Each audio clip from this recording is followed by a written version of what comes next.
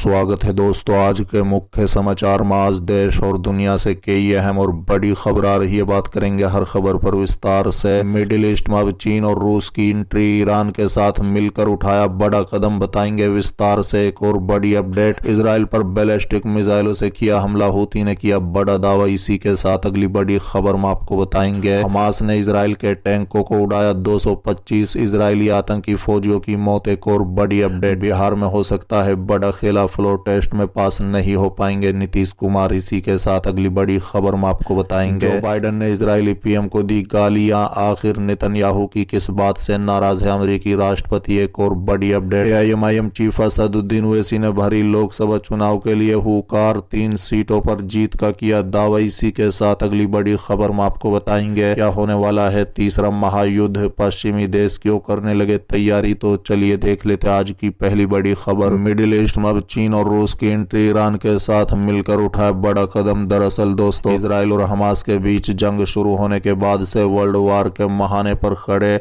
Middle east के समीकरण एक बार फिर बदलने जा रहे हैं। बता दें, अब यहाँ चीन और रूस की एंट्री होने वाली है। वो दोनों ताकतवर देश ईरान के साथ संयुक्त नौसैनिक युद्ध अभ्यास करने जा रहे हैं। बता दें, ईरान नौसेना के कमांडर रियर एडमिरल शहराम ईरानी ने इसकी पुष्टि की है। ईरान के उत्तरी शहर मंजिल में एक नौसैनिक अड्डे पर बातचीत में शहराम ईरानी ने बताया कि 19 मार्च से पहले ही इस युद्ध अभ्यास का आयोजन किया जाएगा। उन्होंने बताया कि इस संयुक्त अभ्यास में भाग लेने के लिए कई अन्य देशों के भी आमंत्रित किया जा रहा है।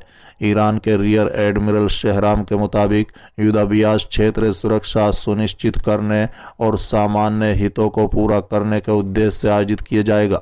बता दें कि मार्च 2023 में ईरानी, चीनी और रूसी नौसैनिक बलों ने हिंद महासागर के उत्तरी हिस्से में युद्ध अभ्यास किया था। बता दें कि इजराइल और हमास युद्ध शुरू होने के बाद से ही रूस और चीन हमेशा ही अपने इरादे जाहिर करते रहे हैं। दरअसल हमास के ईरान के साथ अच्छे रिश्ते हैं।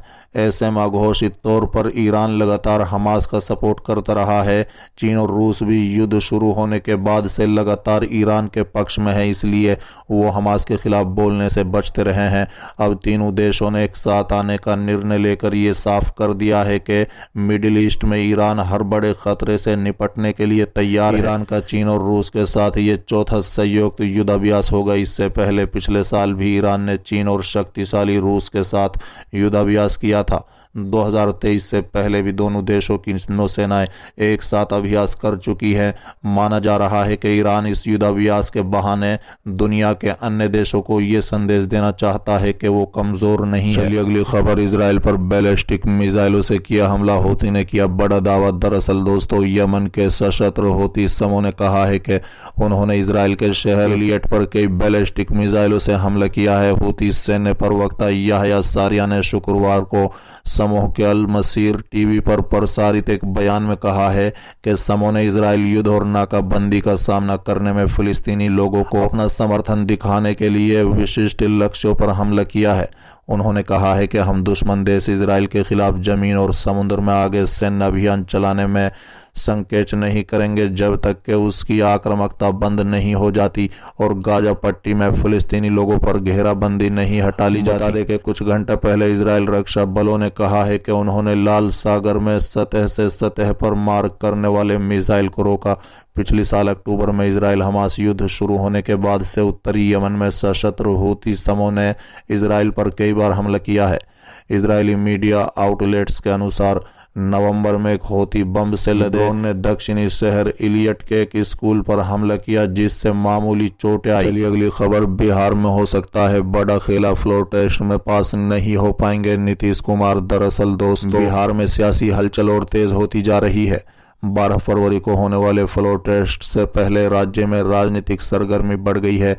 बता दें कि बिहार में सत्ता गंवाने वाले महागठबंधन को दूसरे सबसे बड़े धड़क दल कांग्रेस ने खरीदो फरोख्त की आशंका के बीच अपने कुछ विधायकों को हैदराबाद शिफ्ट कर दिया है। वहीं एनडीए के अंदर भी कुछ दलों के नाराज होने की खबर है। हिंदुस्तान अवाम मोर्चा के अध्यक्ष और पूर्व सीएम जीतन राम मांझी ने 2 मंत्री पद की मांग की है। उन्होंने कहा है कि हमने 2 पद मांगे हैं, इसी की बात हुई थी। इसे लेकर गृह मंत्री अमित शाह से भी मुलाकात की है। उन्होंने कहा है कि मुश्किल है पर देखते हैं। जीतन राम मांझी की मांग को लेकर जनशक्ति पार्टी चिराग पासवान का भी समर्थन है। उन्होंने कहा है कि क्या बात हुई है ये तो मुझे नहीं पता, लेकिन अगर उन्हें बोला गया था तो उस बात का सम्मान किया जाना चाहिए, भले ही उनके विधायक कम हो, लेकिन इस परिस्थिति में अहम है।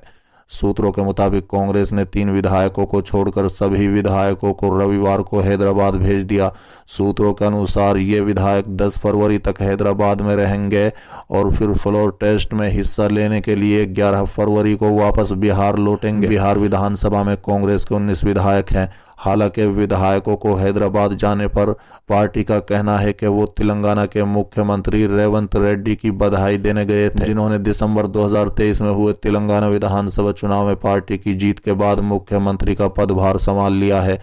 बिहार कांग्रेस अध्यक्ष अखिलेश सिंह ने कहा है कि नई सरकार बनी है, हम सभी यहां पहुंचे हैं, मुख्यमंत्री से मिलेंगे, उन्हें बधाई देंगे। बता दें कि आरजेडी नेता और पूर्व डिप्टी सीएम तेजस्वी यादव ने भी खेला होने की बात कही है। उन्होंने कहा है कि खेल तो अभी शुरू हुआ है, अब खेला होगा। बिहार के नेताओं के इन दावों और सियासी सरगर्मी के बीच अब समीकरण पर भी नजर डालते हैं। बता दें 243 सदस्य बिहार विधानसभा में एनडीए गठबंधन में 128 विधायक हैं, जिनमें सबसे ज्यादा बीजेपी के 78, जेडीयू के 45, जीतन राम मांझी की पार्टी हम के 4 और एक निर्दलीय विधायक है। विधानसभा में बहुमत के लिए 122 का जादुई आंकड़ा छूना जरूरी है। विपक्ष के पास कुल विधायकों की संख्या 114 है। 79 विधायक आरजेडी के हैं, 19 विधायक कांग्रेस के, सीपीआईएमएल सीपीआईएम के 16 विधायक हैं। बहरहाल अब देखना होगा कि 12 फरवरी को CM Nitish Kumar floor test में बहुमत साबित कर पाते हैं या नहीं। अगली खबर है आईएमआईएम चीफ असदुद्दीन ओवैसी ने भरी लोकसभा चुनाव के लिए हुकार 3 सीटों पर जीत का किया दावा। दरअसल दोस्तों, आगामी लोकसभा चुनाव को लेकर सभी राजनीतिक दलों ने तैयारियां शुरू कर दी है। इसी कड़ी में ऑल इंडिया मजलिस इत्तेहादुल मुस्लिमीन के चीफ असदुद्दीन ओवैसी भी जुट गए हैं। बता दें ओवैसी इस बार भी तेलंगाना से बाहर बिहार में ज्यादा फोकस कर रहे हैं। चेन्नई से बातचीत में उन्होंने कहा है कि मैं लोगों से एआईएमआईएम को मजबूत करने का आग्रह करता हूं, क्योंकि हम संसद में आपकी आवाज उठाने जारी रखेंगे। मुझे विश्वास है कि आगामी संसदीय चुनाव में हमारी उम्मीदवार हैदराबाद, औरंगाबाद और कासगंज से जीतेंगे। बता दें कि हैदराबाद लोकसभा सीट से एआईएमआईएम के मुखिया असदुद्दीन ओवैसी अभी सांसद हैं। उन्होंने साल 2019 के चुनाव में इस सीट पर भाजपा के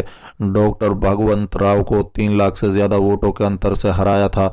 2019 में उनकी लगातार चौथी जीत थी। ओवैसी इस सीट पर 2004 से जीतता रहे हैं। हैदराबाद सीट परंपरागत रूप से एआईएमआईएम का गढ़ रहा है। ये सीट अल्पसंख्यक बहुल है और यहाँ 1984 से एआईएमआईएम का दबदबा है।